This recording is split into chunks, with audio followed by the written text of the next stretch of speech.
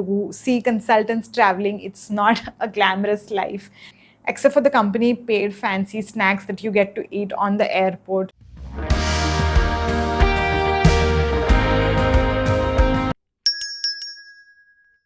Hello, my eco sprouts. Welcome to today's video of Gen Sustainable.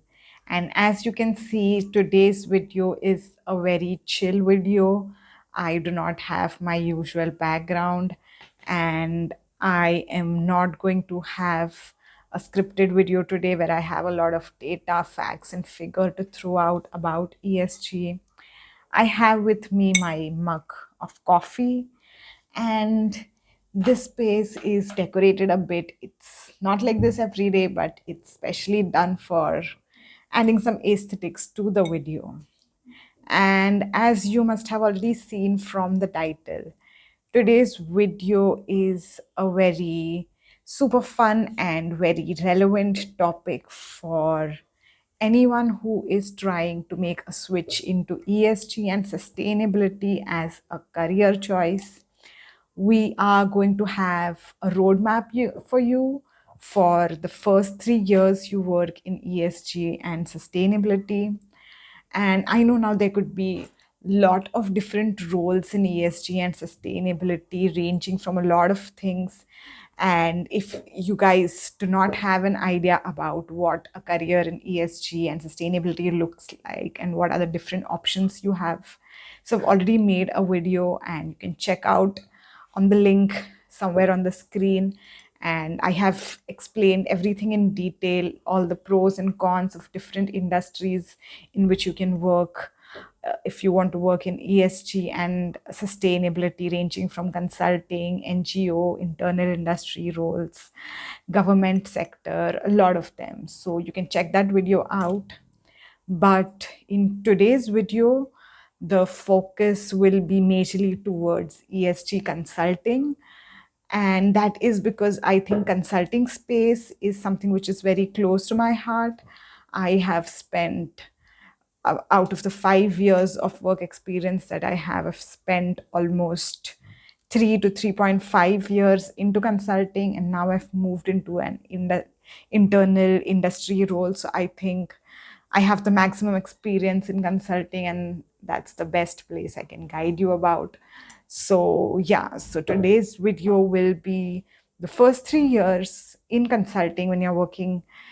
So it could be any consulting firm, ranging from big fours to boutique consulting firms to any other consulting firm which is related to ESG and sustainability. We will discuss how the first 3 years look like, how they looked for me, and yeah, and let's get started in the video. And do let me know in the comments what are some topics related to ESG career or careers related to sustainability that you would like me to cover, whether you would like me to share more of my experience now working as an internal ESG specialist in industry, or if you want me to cover topics like reporting standards, GHG accounting, whatever that you want to know. Drop your thoughts in the comments and I'll get those topics covered in my next video. But for now, let's get started in today's video. So now imagine this: you have worked super hard and cracked all of those interviews, and finally, after several rounds of interviews, technical round, behavior round, analytical round, HR round, and I don't know what other rounds are happening with companies these days, but after all of that, you land your dream job. You have the offer letter in your hand to join your dream company as the ESG consultant. And your first day comes right there. You're all dressed up, packed, and you reach your office. And what can you expect? Well, if it's a big four, you should expect a bomb of work to come at you right from the first day, because, yeah, that's how it is. But this is not to scare you, because there are a lot of fun things that happen as well, and you work hard and you party harder. So you're going to have a joyful ride for the time you spend as a ESG consultant in Big Fours. But starting from your first day, you have been given lots of tasks, and you don't know what to do because a lot of it might be so new to you. And if you have done your college, your MBA, or your bachelor's degree in business or sustainability, you might be familiar with some things like GRI, SASB, TCFD, GHG accounting, GHG protocol. But when you reach office and when you have to get things done practically, it that's the place where things start getting challenging, and that's what I am here to help you with. So when you join fresh out of college after your bachelor's degree, you might be hired at the role of an analyst. And if you join after a master's or an MBA, or maybe with a couple of years of experience after bachelor's, you can join as associate consultant in most of the big fours. And here you would mostly be assisting a senior consultant, say a manager or a associate director or a director in some of the projects that they are working on. And you really get to learn a lot of things from all of these senior people around you. But your first year is going to be the time you're going to feel super excited and super overwhelmed with so much of work coming towards you. But let me tell you that this is the time you're supposed to learn. You should learn, and just learn everything under the roof that you can. So, you should first of all learn how to work in an office environment, because you might be very new, just fresh out of college, and not know office etiquette. So, learn office etiquettes, reach office on time, give all of your submissions on time, as well as learn to speak up when you are in difficulty, when you require help, because it's just your first year and nobody yet is going to judge you for not knowing things. Well, some people might, yet ignore them, and without any hesitation ask a lot of questions, learn everything that you can from all the people around you, learn about the different ESG standards, brush them up very well to the core, learn GHG accounting, learn to write reports, learn about assurance, how assurance is done, learn as much as you can, because this time is not going to come back. And probably in just a few days, when you're no more the new employee and the new joinee, people are definitely going to start to judge you for not knowing things. But take advantage of these days when you're new, and yeah, grasp everything around you.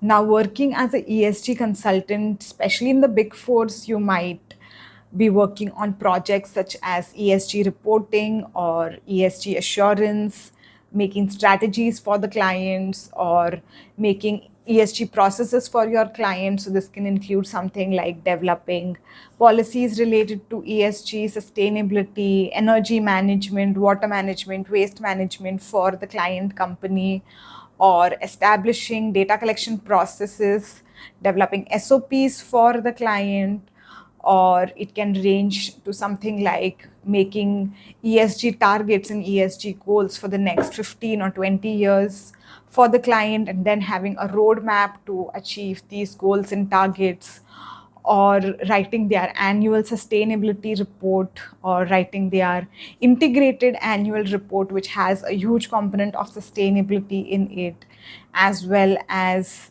writing reports which are regulatory mandate, like BRSR in India or CSRD in Europe.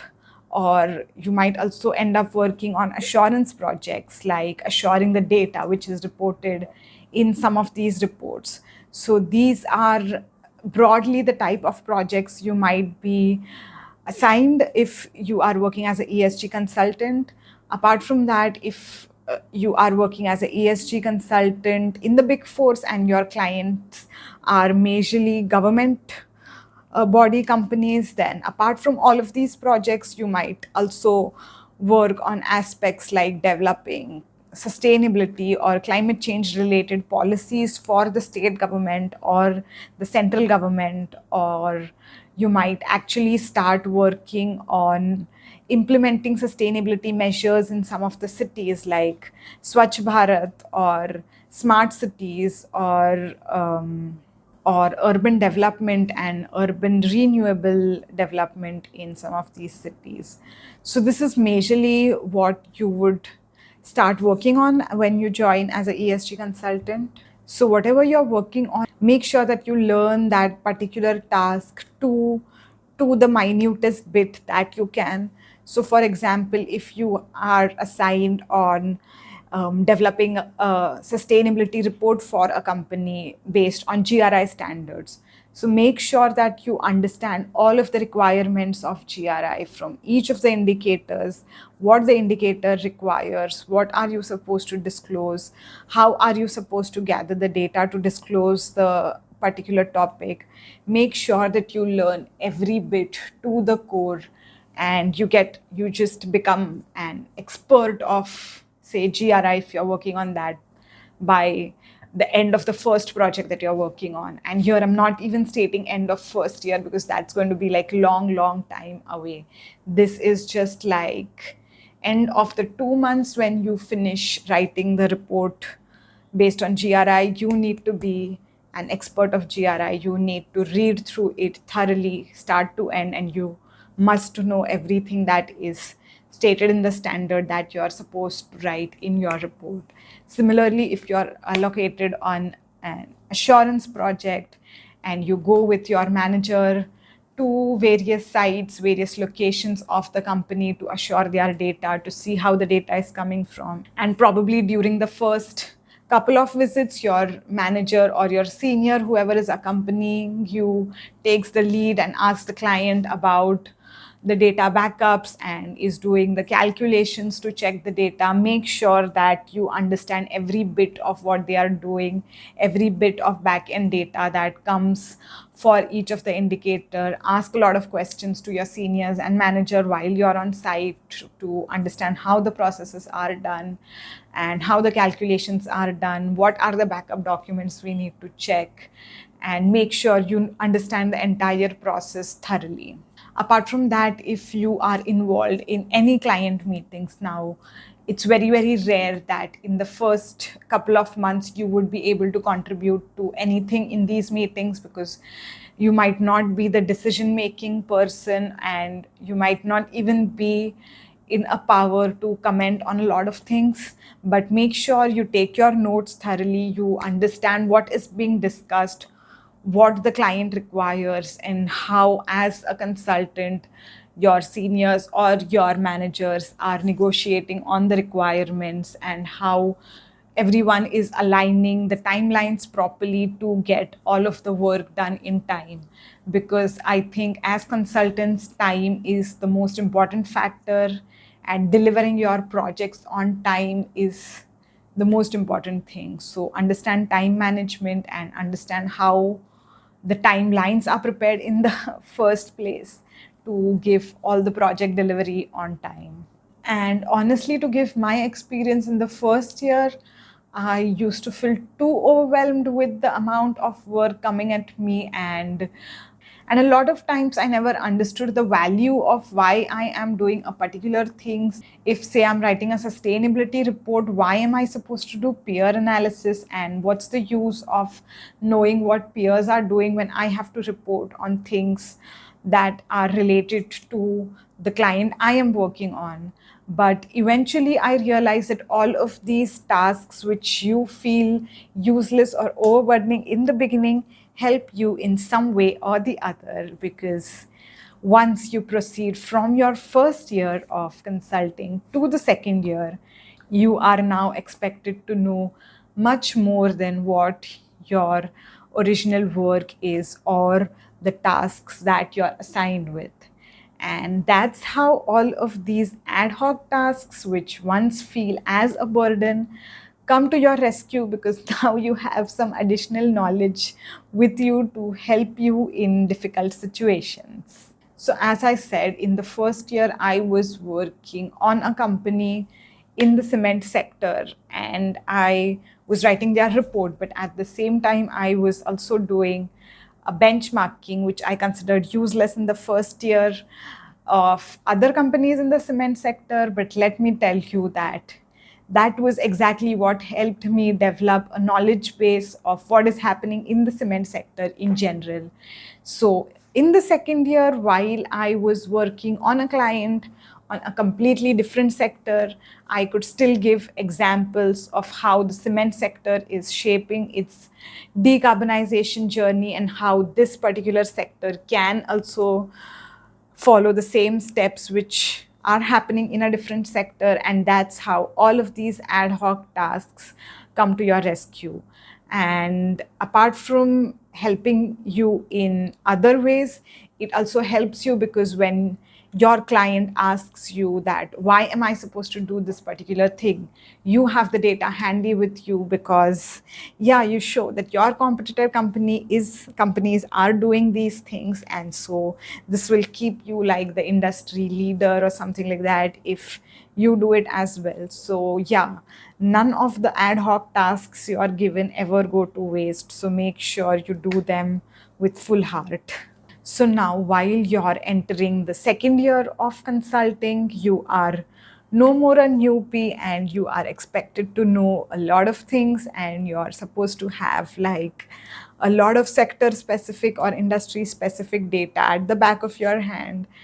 And by now, you can expect to work on 4 to 5 different projects, completely not related to each other, of different sector, different client, different industry.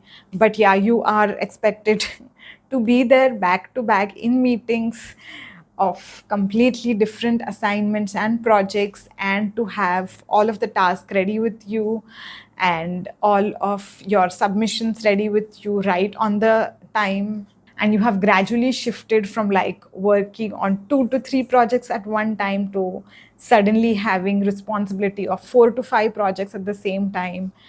And let me know in the comments if you have been a consultant as well and have worked on projects even more than this, because yeah, there are crazy people who do work on like 10 different projects at the same time. But yeah, by the second year, you might now be expected to participate in client meetings, to provide your suggestions, to provide your inputs, and your seniors or your managers might look up to you to take lead on several sections in the meeting and to be responsible and accountable for the tasks that you're doing. And at the same time, you might also have the responsibility to train some of the new joinees that are come, because now, yeah, you are the 1 year senior person there. And gradually, as you start to work in your second year, from the first year, now the clients also start to know you. So you have your own network with the clients as well.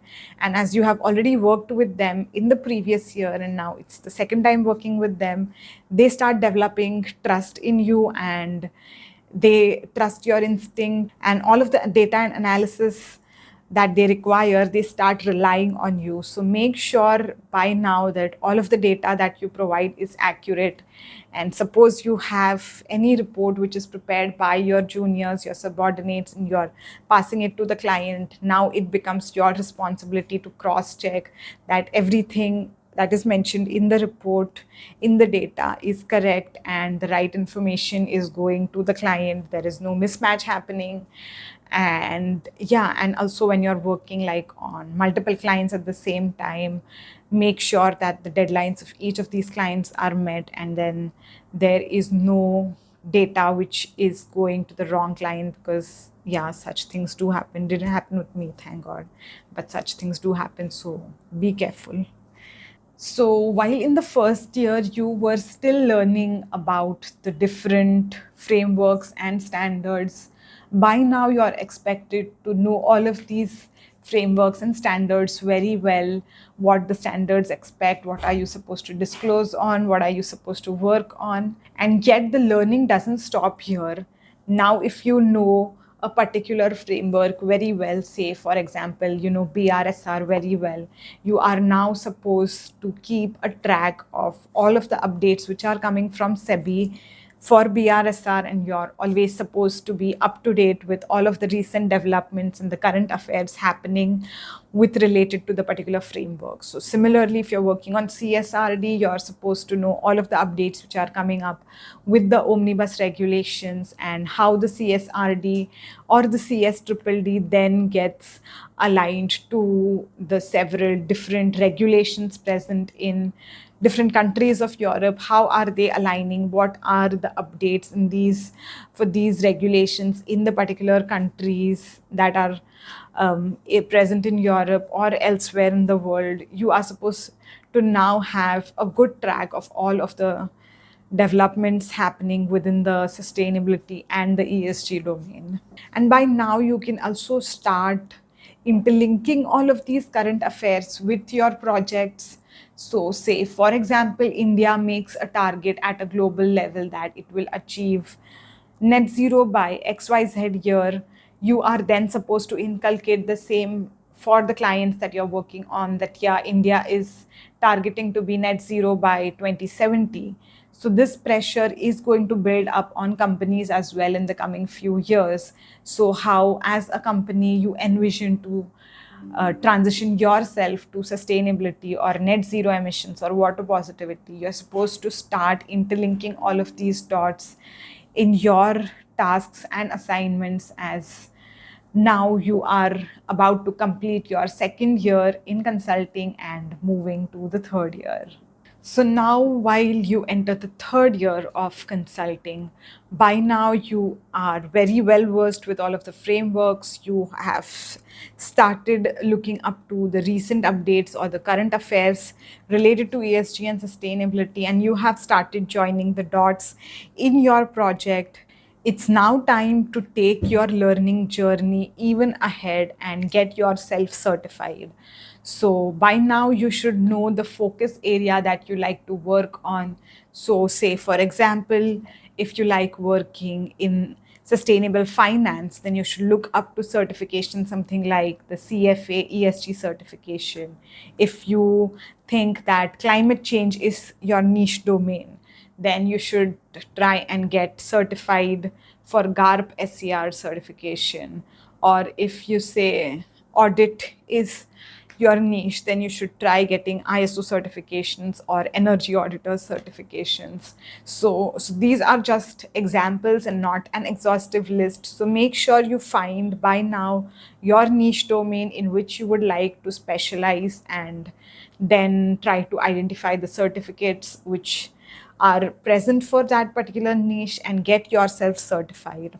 So in this way, by the time you reach third year, you start developing like an inverted T graph for yourself, that you know a lot of things, you have a basic knowledge about a lot of things, but now there is one particular sector in which you are going into much detail, and you have like an inverted T, and that's like the domain expertise for you.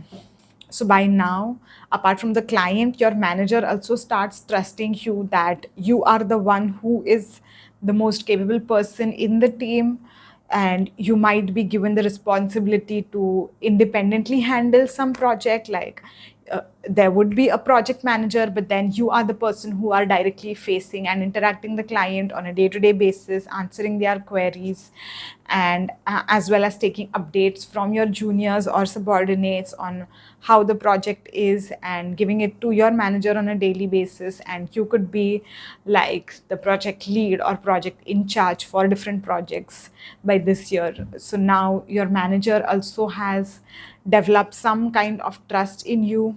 At this stage, what's going to help you the most is the network that you build, because that is how you're going to have more clients with you and bring more projects on your name. So the third year of consulting is the best time that you should start building your network and start having strong relationships within the company as well as outside the company in the overall ESG and sustainability industry.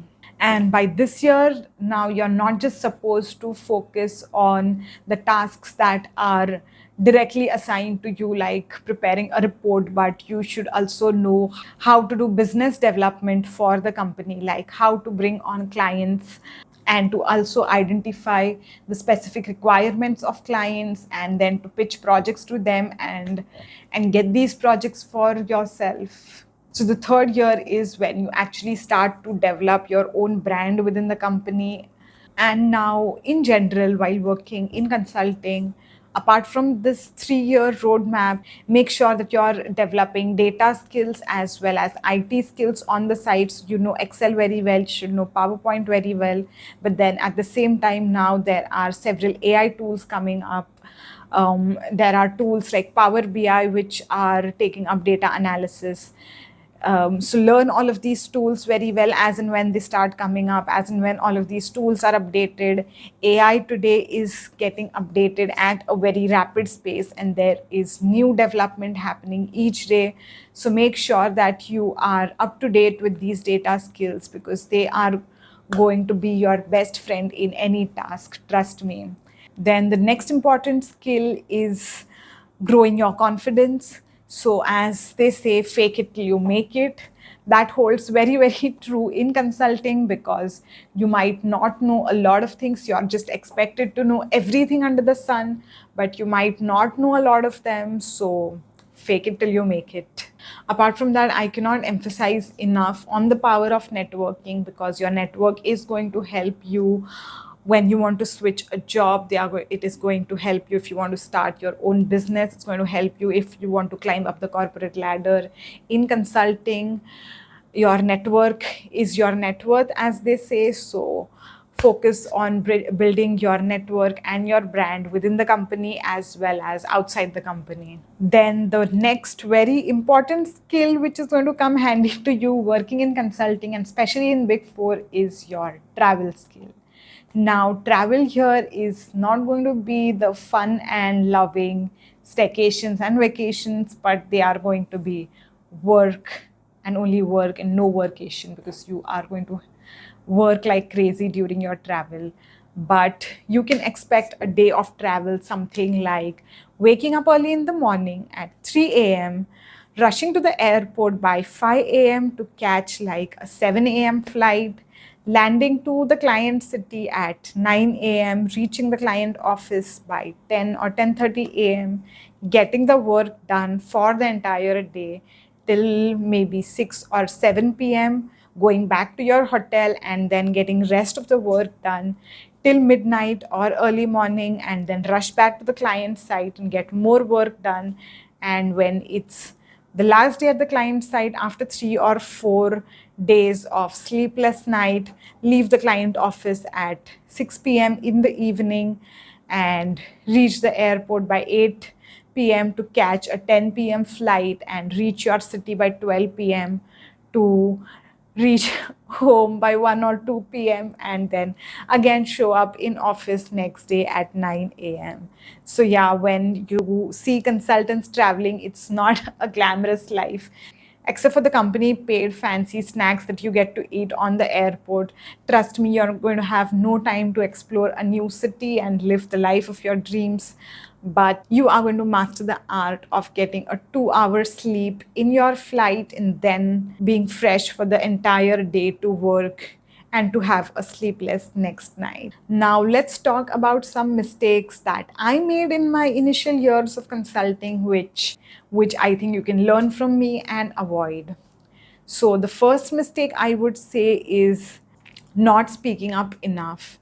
So, if you are given multiple tasks at the same time with the same deadline, you don't always need to just burn out yourself and try to complete everything at once and then not give out good quality in work. Rather, you can talk it out with your manager on prioritizing which task to finish first and which task can be parked for maybe a few hours or a few days and get it done later. So, avoid this mistake of not speaking up and discussing all of these problems with your managers and getting them sorted. The next one is ignoring the development of soft skills.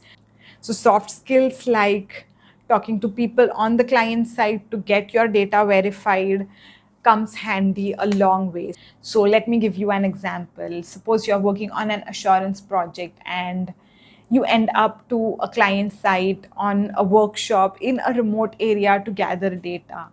Now the person out there might not know what ESG is, what is the importance of ESG, sustainability, all of the regulations. The person might not even be well versed in English and with all of the technical terms that you're using.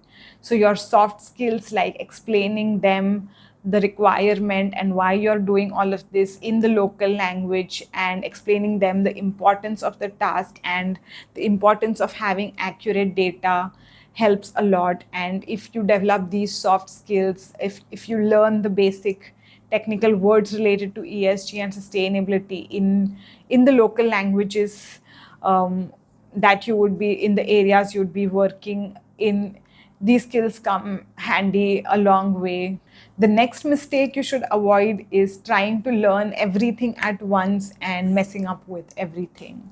So it's okay if you do not know everything, but whatever you know, make sure that you read well, you know it in detail, and you do not mess up with your concepts. So, all in all, I would say that the first 3 years of your career in consulting are going to be really, really exciting. You're going to learn a lot of things. And ESG and sustainability in itself is a very vast domain. So, make sure that you find your niche well, you do all of the reading, you get yourself before you get overwhelmed with everything that's happening. And let me know in the comments below if you would also like to know more about working in other sectors related to ESG and sustainability, such as working into government consulting or working as an internal ESG specialist in an organization. So let me know in the comments what are the different roles that you're targeting and what is the information you would like to know about these roles. And I also have a series on Gen Sustainable related to career in ESG. So like, share, and subscribe to Gen Sustainable. And apart from all of the readings that you're doing online, offline to develop your knowledge related to ESG and sustainability, don't forget to like, share, and subscribe to Gen Sustainable, because Gen Sustainable is also a very important source of information for ESG and sustainability. So, yeah, hit the subscribe button, share this video with all the people aspiring out there to be in ESG and sustainability. And till we come back with yet another cool topic, stay impactful and stay Gen Sustainable.